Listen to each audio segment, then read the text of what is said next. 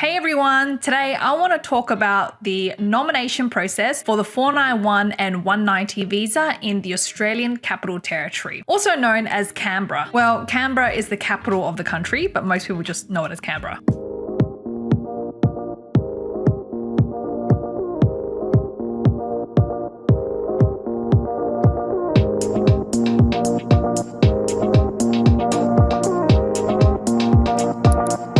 For those of you who don't know me, I'm an immigration lawyer based in Australia. If you want to get in contact with myself or one of our fantastic lawyers or agents, our contact details are below. Now, I've gone through a lot of states, and today we're focusing specifically on Canberra and Australian Territory. We'll briefly talk about the requirements, but we will mainly talk about my experience with this state over the past financial year. It's very different from the previous financial year too. Now, for the ACT, they do have a pathway for onshore applicants and offshore applicants, and the requirements are different. As an onshore applicant, so for example, in Canberra, if you want to be nominated for the 190 visa, you must be living in Canberra for the past 6 months, and you must be working in Canberra for the past 26 out of the 30 weeks. Sounds pretty easy, right? And these are some of the basic requirements. For 491, you have to be living in Canberra for the past 3 months and working out of the last 3 months as well, which again sounds easy. But what actually makes Canberra difficult is that on top of the expression of interest, there's also a Canberra Matrix, and you get invited based on the points for your Canberra Matrix. Now, there is a lot of requirements for that 491 or 190 in Canberra, so be sure to check it out. I've also done previous videos on this before, so I'll drop the link for that below as well. Those are requirements, but you really also need to focus on the matrix, and you need to look at what the matrix cutoff points actually was. That's what actually makes it difficult. Now, before I jump into the matrix, I will just talk quickly about the overseas eligibility. So you can get nominated if you are an overseas applicant living outside of Australia. And for the 190 and 491, there are specific requirements. So for example, for the 190, you must have an occupation on the nominated occupation list, and you must have at least 3 years full-time postgraduate work experience in your nominated occupation. So for example, if you are a marketing specialist and it is on the occupation list, then you must have at least 3 years of post-qualification work experience. And to be nominated for the 491 visa as an overseas applicant in the ACT, again, you must have an occupation on that ACT critical skills list, and you must have at least 1 year of post-qualification work experience in the last 5 years. There is also many other requirements, so do check it out. I'll put the link below for you as well. Now, let's look at the matrix, which again, I think is actually the more difficult part. There's a matrix for Canberra residents, and then there's a matrix score for overseas applicants. So this is how you score points for the matrix. So one of the first questions is how long you've been living in the Australian Capital Territory for. And if it's less than 1 year, you will get 0 points. And if it's over 5 years, you'll get 25 points. So you know previously how I mentioned if you are an ACT resident and you can apply for the 190 if you've been living there for 6 months. Well, you actually get 0 points for the ACT residence part, which can affect you in the total points you'll score. Because when we look at the cutoff for the points of the invitations per occupation, they are pretty high. You wouldn't achieve them if you hadn't been living there for like maybe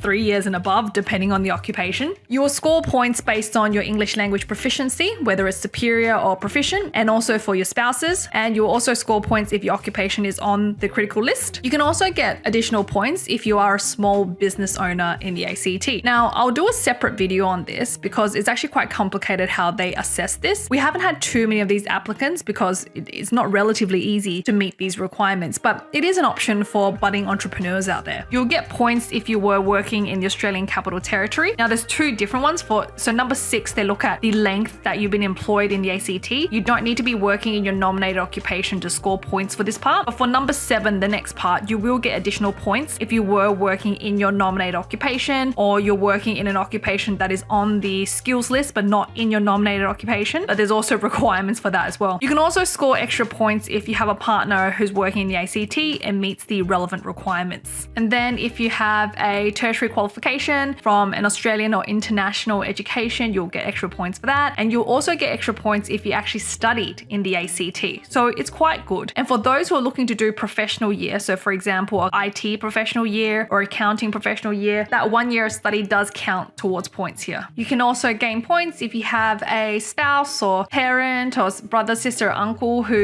is a permanent resident or Australian citizen living in Canberra. And you can also score some additional points if you have assets in Canberra. You've invested at least $250,000 cash to purchase residential or commercial property. Now, if you go through that matrix table, then you add up your points. Then you go and look at the last matrix cutoff points for Canberra. And let's see what some of the invitations were. Now, what I like about Canberra is that they do put the cutoff for you. Oh my goodness, I'm just looking at the last invitation round, which was on the 5th of April 2024. And I'm reading this as of today on the 22nd of April. These cutoff are insane. Let's just have a look at overseas applicants, okay? So for advertising, public relations, sales manager, so it could mean any occupation within this occupation group. The cutoff was 160. And for policy and planning managers, the cutoff was 185. I have no idea how you can get that many points. I'll go look at it in a minute, but that's insane. Now for onshore applicants, for ICT managers, the cutoff for Canberra resident, so someone living in Canberra, was 120 points.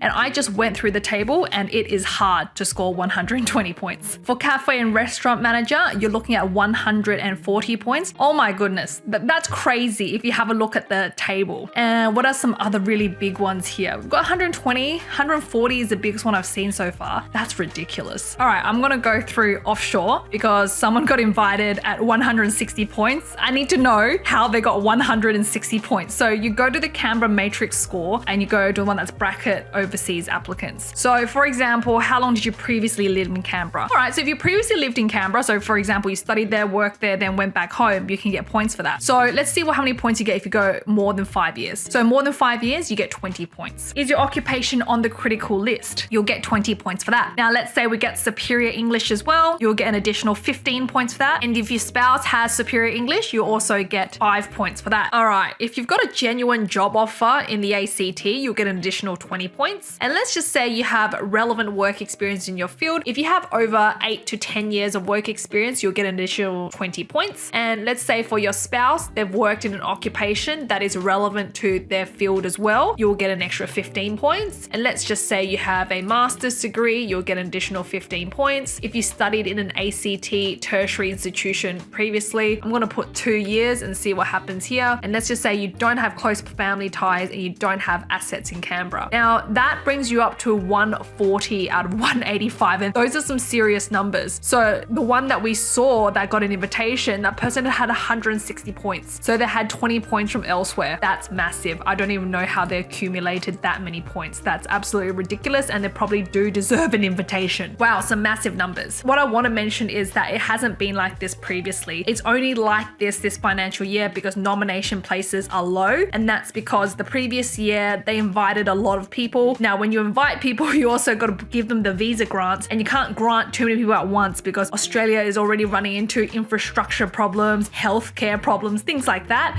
And so they need to bring people in slowly so that they can manage this and make sure that everything else is on track and on target. So I do think they're going to increase nomination places. At the end of the day, there's still a skill shortage here in Australia, but this year it's just been a lower end while they play catch up, and hopefully next year we will go back to normal and the points cutoff will not be this high because this is not normal. Not many people can score 160 points, so don't worry too much about that. Anyways, I hope you enjoyed that video. In the next video, I'm going to talk about the Northern Territory. If you want to hear about anything else, drop it in the comments below and I'll do my best to do videos on them. Thanks guys.